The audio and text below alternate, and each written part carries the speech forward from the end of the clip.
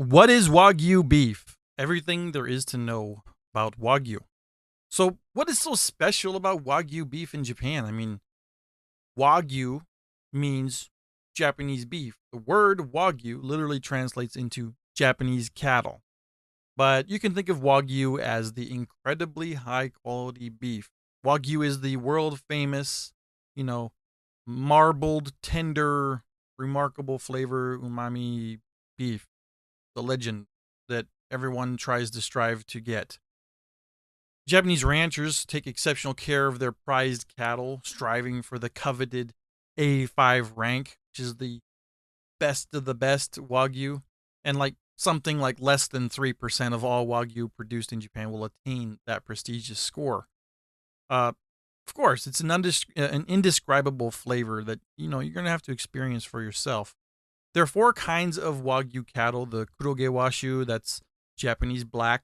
That's the breed that will be probably about 95% of the Wagyu that you ever come across in Japan.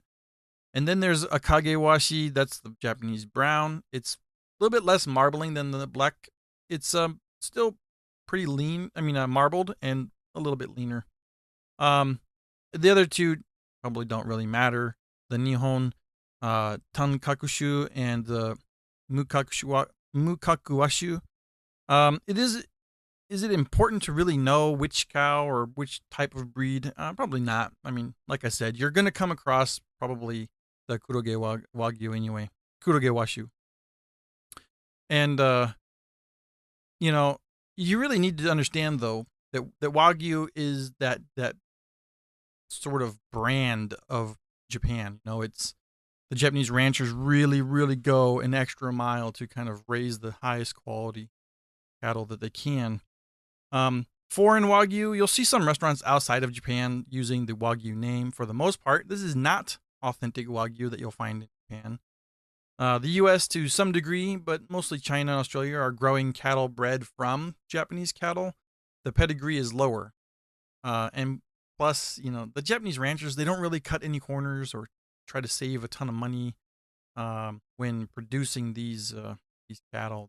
The gentle care, the attention to detail, the inability to settle for anything less than the best is what really means when you it really means when you think Wagyu in Japan.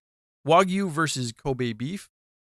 If you've kind of followed along, this is pretty easy to answer. Kobe beef is Wagyu. It's a type of Wagyu. It's Wagyu bred and raised in Tajima with a very, very strict regiment to ensure that it produces nothing but the best possible beef. Kobe is the capital of Tajima, by the way. This means that all Kobe beef is Wagyu, but not all Wagyu is Kobe. With that out of the way, let's talk about something more important to know: the grades and ranks of beef.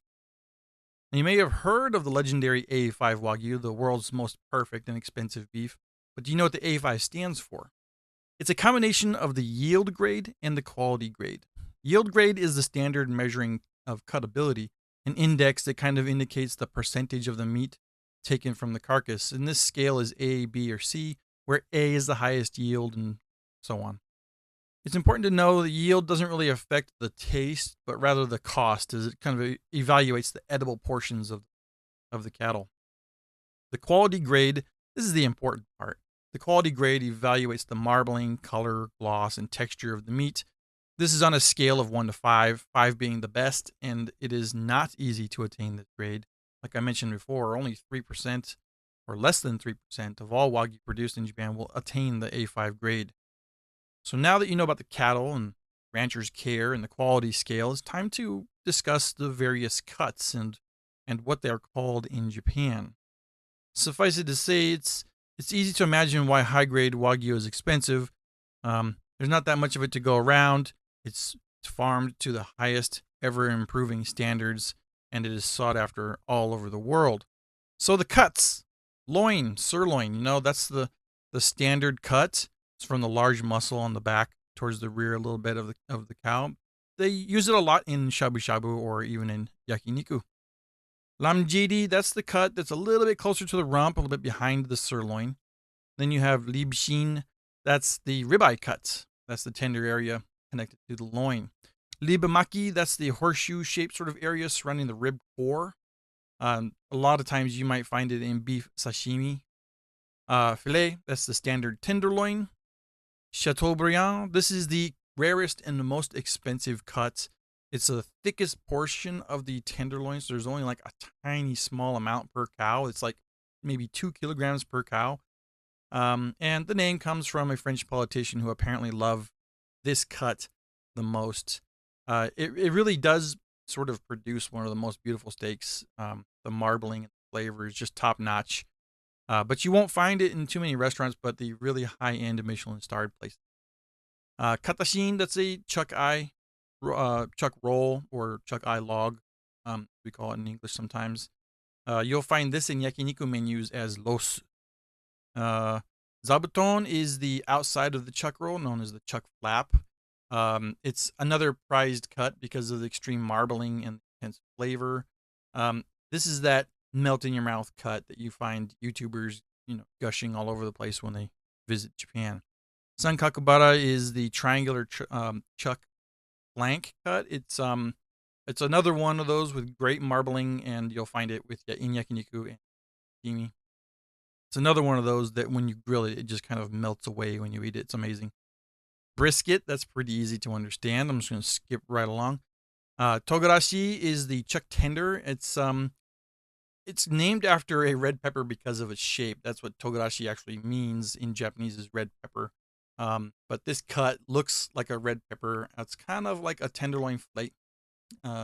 It's a medium range cut. It's not one of the most expensive. Misuji is top blade. This is less marbling than most of the other meats, and therefore you'll find it's probably on the more affordable yakiniku restaurants and stuff like that. Grill it lightly, and just as it starts to become a medium sort of cook, you're in for a treat. Lump, that's the hindquarters of the cow. You'll find a lot of cuts there for sukiyaki, shabu shabu, and yakiniku. Ichibo, that's higher up on the back, on the back sort of the rump area of the cow.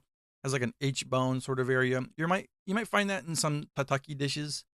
Uchimomo, that's the top round. Notably, this is the cut that's actually used to determine the rank of the beef for the particular cow.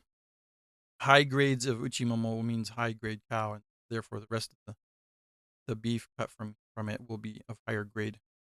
Sotomomo, that's the outside round. This is sort of the hind portion of the legs. It's tougher, leaner, a rougher texture. Usually used in things like stews and stuff like that. I'm just going to skip the next few because I want to get down to nakaochi. Nakaochi is the rib finger, the meat between the ribs and stuff like that. That is one that's kind of like a secret in Japan. If you go to a yakiniku restaurant and you ask for the nakaochi jo karabi, you're going to end up with this instead of like the regular rib cut. And this one has, the marbling is better. It just has a great flavor. It does cost more, but it's worth it. Harami is something you'll definitely find in yakiniku restaurants. It's the outside skirt. This it's a resting meat because the location is not really connected to bones. So it's sometimes considered innards, like horomon in Japanese. But it is muscle. It's not intestine, but it does have a deep, bloody.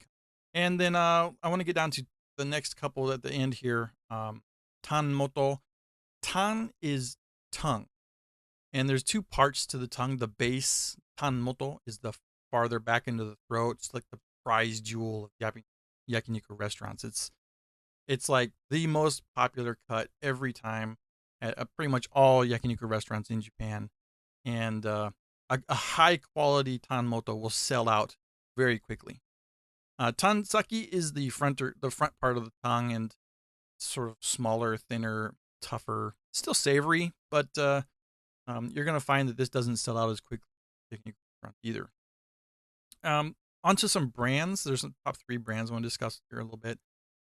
Brands basically just means the ranchers that are producing cattle. Like Taijima is the Kobe beef. They're in the Hyogo district, which basically controls the pedigree. That's the Taijima beef, the Kobe beef, that's the stuff of legends.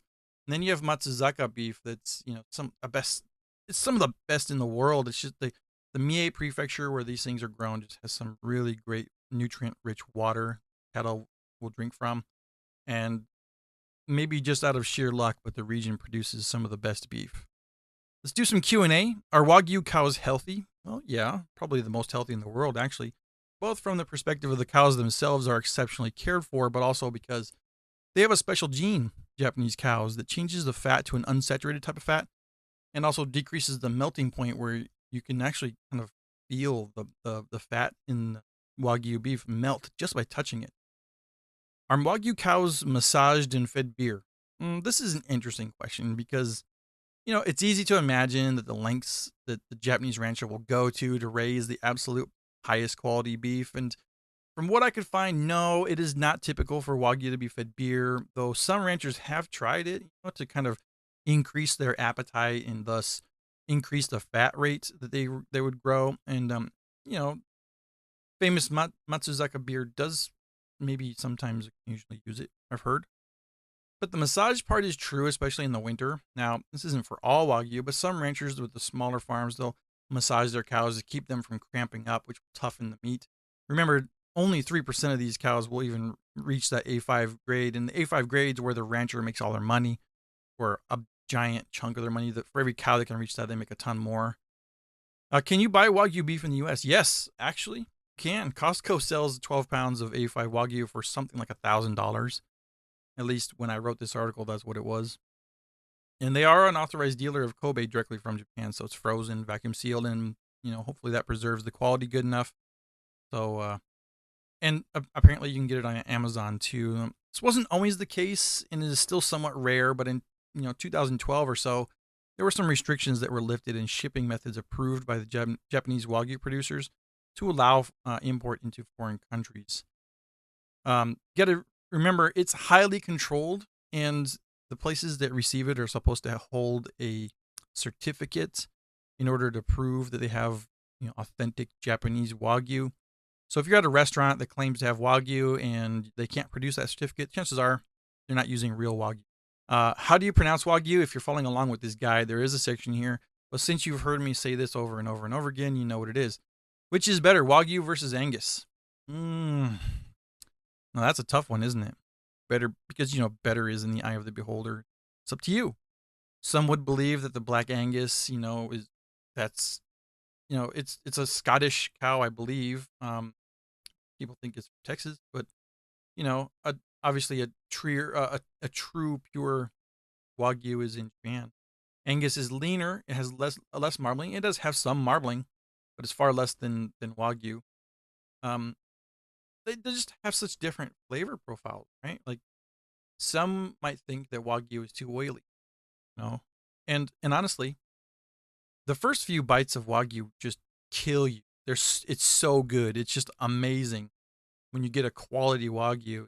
Grill it just right. Those first few bites, especially, are just amazing. But I can understand why people would kind of get to the point where after a few bites or more, depending on you, where the oiliness of the meat kind of just starts getting a little tiring, and maybe that's where something like an Angus would prove better, for that type of person.